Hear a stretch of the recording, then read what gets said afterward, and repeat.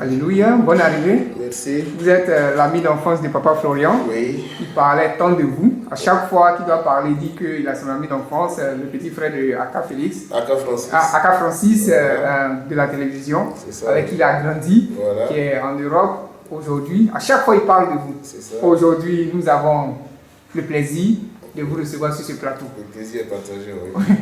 Bonne arrivée encore. Merci. Soyez les bienvenus dans cette maison, Merci. dans cette bâtisse, Merci. de votre ami et frère, Voilà. Papa Florian. C'est ça, même, oui. Dis-moi, comment ça s'est passé votre rencontre pendant votre enfance Comment il s'est passé jusqu'à ce qu'aujourd'hui, lui, soit homme de Dieu, vous en Europe, tout. Bon, disons qu'on habitait le même quartier, Oui.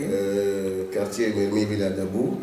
On a grandi ensemble. Disons, les grands frères se connaissent, Oui. les parents se connaissent. Et par la suite, bon, lui et moi, on est devenus, je dirais pas amis, mais on est restés frères. Frère. Voilà, on était frères, on se fréquentait. Voilà, bon. Et à un certain moment, je vais essayer de résumer un peu. Sinon, on va prendre, voilà, tout ça, prendre toute la journée. Bon, on essayait, bon, comme mes parents sont, ils sont méthodistes, peut-être méthodistes. Oui. Bon, et lui, quand on grandissait, bon, nous on a suivi le chemin des parents. Et lui, à un certain moment, je parle de Papa Florian, il a choisi d'aller au Christianisme Céleste. Donc moi, je l'accompagnais, et arrivé devant l'église, moi, je n'entrais pas. Je restais, et il y avait des petites boutades, mais moi, je lui disais souvent, quand tu vas marcher dans les crottes des chiens, tout ça, et on riait. Bon, moi, je continuais mes études, et quand je revenais en vacances, bon, on se retrouvait, on parlait, voilà, et quand je venais à chaque fois, il me disait, allons au Garbadrome. Parce que son père était couturier vers l'ancien Dabou. Donc on passait de bons moments ensemble. Voilà, jusqu'à ce qu'il ait son petit boulot. Bon, je sais un peu comment c'est passé, c'est-à-dire c'était la naissance sa femme d'alors était enceinte, c'était Fulgence. Voilà, donc du coup, il fallait qu'il travaille un peu. Bon, ça a été dur. Bon, finalement, il a rencontré un monsieur Cissé. Il a été le gestionnaire de sa plantation et tout. Et à chaque fois qu'il faisait un pas, bon, il m'en parlait. À chaque fois qu'il faisait un pas, il m'en parlait. Seulement, ce qui m'a fait plaisir, c'est qu'il grandissait chez les Christianisme Céleste. Voilà, bon, jusqu'à ce que, bon, moi, par la suite, en 85, quand j'ai perdu mon père, bon, mes frères, surtout Francis, voulaient que je parte en Europe pour suivre mes études. Bon, suite à ça, je suis parti en Italie, mais on est resté toujours en contact. Donc, quand je revenais en vacances, bon, je voyais qu'il progressait.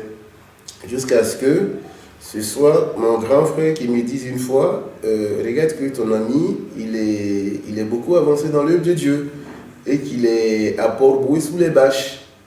Bon, j'étais venu en vacances, seulement que le temps était un peu limité. Donc, je n'ai pas eu l'occasion d'aller le voir. C'est quand j'avais perdu par la suite ma mère qu'il est passé, j'étais venu pour les funérailles, il est passé me voir. Donc, on a discuté un peu. Et je lui ai dit, je ferai tout pour, passer te voir. Malheureusement, je n'ai pas eu le temps et je suis reparti. Voilà. Mais ce qui m'a beaucoup fait plaisir, c'est que j'étais là, en ce moment, je suis plus en Italie, depuis 12 ans, je suis en France. J'étais en France, et un jour, j'étais couché et j'ai beaucoup pensé à lui. Je ne sais pas pourquoi, j'ai beaucoup pensé à lui. Et le matin, j'ai appelé mon époux, je lui ai dit, j'ai un ami d'enfance qui est homme de Dieu maintenant. En fait, il est beaucoup avancé dans le ministère, mais je ne sais pas pourquoi je pense à lui. Donc, j'ai appelé mon grand frère Francis, je lui ai dit, est-ce que tu as le numéro de Papa Florian? Il m'a dit, il va fouiller. Bon, moi, comme je ne voulais pas attendre, je suis allé comme ça, parce que je ne savais pas qu'il s'appelait Papa Florian. Bon, quand il était enfant, moi, je l'appelais Frédia. Frédia. Frédia, c'est comme ça que, voilà, c'est comme ça que moi, je l'appelais. Donc, moi, je suis allé ici, comme ça, j'écoutais les messages, je suis allé sur Internet. En fait, je cherchais comme ça, et j'ai vu Papa Florian, j'ai dit, mais c'est qui ce Papa Florian? Et en regardant bien, je reconnais votre mon ami et frère d'enfance. Je dis, ah tiens, c'est bizarre. Donc je prends le numéro, je compose, et je tombe sur M. Adoubegui. Donc j'essaie d'échanger avec lui. Bon, j'ai laissé le message. Bon, moi, j'ai le numéro que j'avais vu, je pensais que c'était un numéro direct. En fait, ce n'était pas lui. Voilà, donc j'ai laissé le message, j'ai mis Aka Moïse. Et j'ai mis en parenthèse Niamke. Donc quand on lui a fait la commission, il a tout de suite su que c'était moi. Donc il m'a rappelé après, bon, on a échangé. Et une première fois, c'est mon épouse qui est venue à l'église ici. Et là, bon, c'est pas, disons que malheureusement, je ne viens pas toujours à des événements heureux. Là, j'ai perdu l'un de mes grands frères. Donc, je suis venu aux obsèques. Voilà, et j'ai dit, bon, je vais profiter en même temps pour passer le voir. Et je l'ai appelé, il m'a dit qu'on se voit le lundi. Bon, c'est en cela que je suis arrivé. Voilà. Mais il faut dire que quand on était vraiment enfant, comme lui-même il a dit une fois, où on avait un peu disputé et on n'échangeait plus. Et quand ma mère, à son âme, avait remarqué ça, ma mère m'a dit d'aller l'appeler. Et quand lui il est venu, ma mère m'a regardé, ma mère m'a tapé moi. Et au lieu que ce soit moi qui pleure, c'est lui qui a pleuré à ma place. Voilà, donc c'est pour dire que... vous étiez une complexité. Oui, il y avait une complexité vraiment entre nous. Voilà, donc vite fait résumé comme ça, voilà un peu notre enfance, lui et moi. Mais est-ce qu'il y avait une raison du fait que lui, il aille au céleste et puis arrivé au portail, vous retournez, vous ne partez pas? Bon, parce que... Alors vous étiez frères, amis. Oui, on était amis. Bon, moi, j'ai suivi, comme on appelle des gens, on va dire à son tour. Parce que mon père, comme je l'ai dit tantôt, je suis issu d'une famille méthodiste. Donc, je voulais pour rien au monde changer. Voilà, donc lui, allant au christianisme céleste, bon, moi je dis, moi je vais toujours rester chez les protestants méthodistes. Voilà, bon, maintenant lui, et quand j'étais enfant, bon, j'allais parce qu'il fallait partir. Voilà, mais lui, très tôt déjà, voilà, il était vraiment accroché à la chose de Dieu. Voilà, il était vraiment accroché à la chose de Dieu. Donc il faut dire que quelque part aussi, il m'a un peu inspiré au jour d'aujourd'hui, qui fait que bon, je suis moi aussi vraiment accroché. Voilà, mais seulement que moi je ne suis pas allé chez les célestes. Voilà, les christianismes célestes. Quoi, voilà. Parce que vous êtes d'obédience. Voilà, c'est ça qui a fait que bon, lui il est allé là-bas et moi j'entrais pas. Mais toutefois, quand il revenait, après la prière, quand il revenait, il faisait toujours escale devant la maison.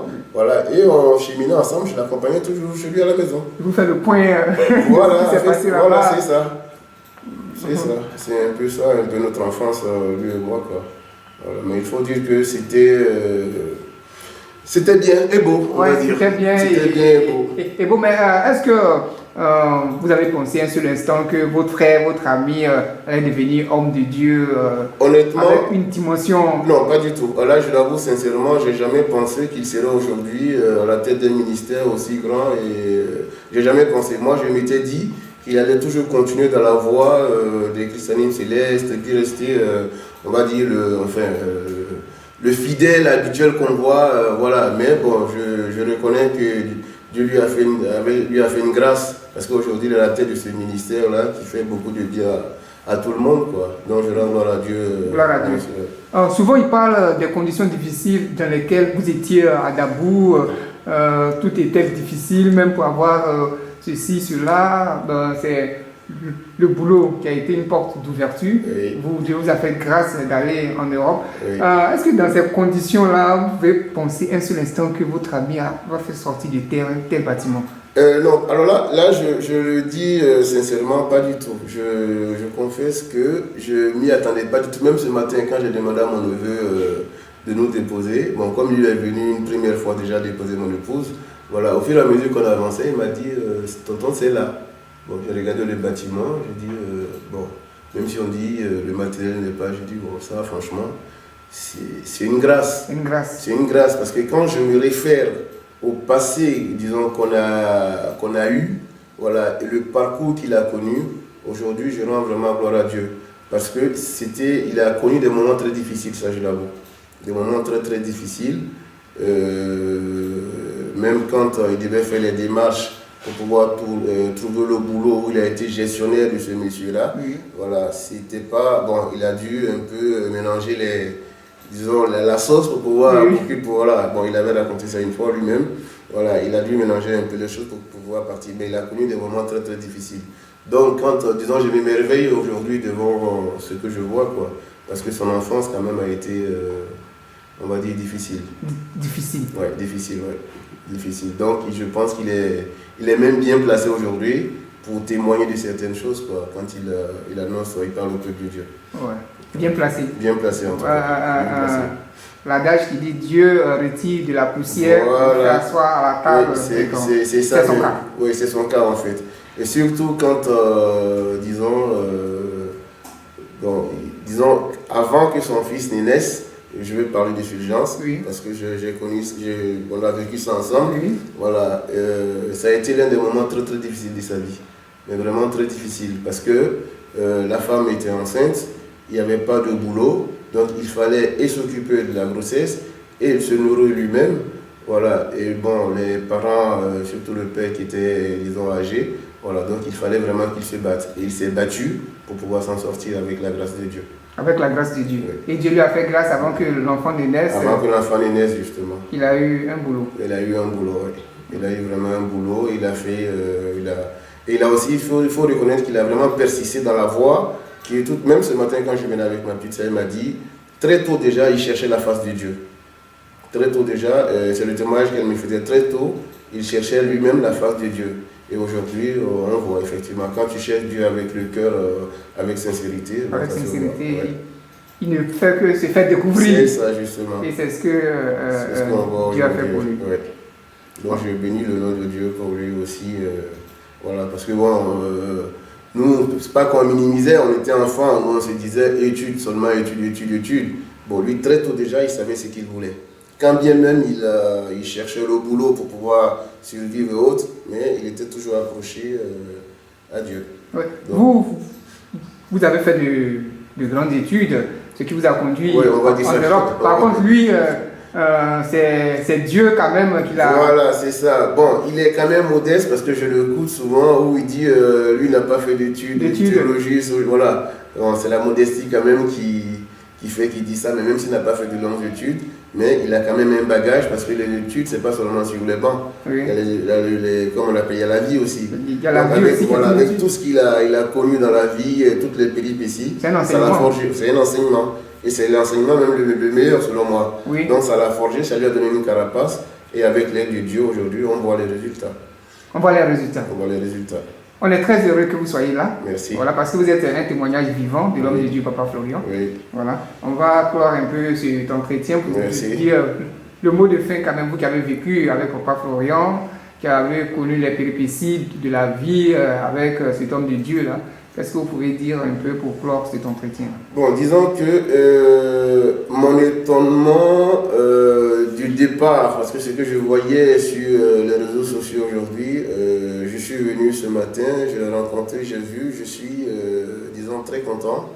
Et j'ai le cœur, on va dire, grand comme ça, parce que les témoignages que les gens rendent, comme on appelle, sur les réseaux sociaux, oui. Voilà, quand je vois effectivement le parcours qu'il a connu et arrivé aujourd'hui jusqu'où il est arrivé. Et quand on dit le Dieu de Papa Florian a fait, le Dieu de Papa Florian a fait, je ne peux qu'être content et heureux. Je ne dirais pas pour lui, mais pour nous. Parce que je vois effectivement celui qui est devant et qui est en train de faire toutes ces merveilles dans la vie des enfants de Dieu. Parce que vous avez partagé son quotidien. J'ai partagé son quotidien.